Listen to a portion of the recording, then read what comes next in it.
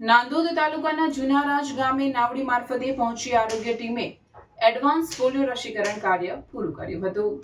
નર્મદા જિલ્લાના અંતરિયાળ વિસ્તારોમાં આરોગ્ય સુવિધા પહોંચાડવા માટે જિલ્લા આરોગ્ય વિભાગ સક્રિય બન્યું છે. ત્યારે નાંદોદ તાલુકાના જુનારાજ ગામમાં એડવાન્સ પોલિયો રસીકરણ અભિયાન અંતર્ગત આરોગ્ય કર્મચારીઓની ટીમે એક અનોખો પ્રયત્ન કર્યો હતો.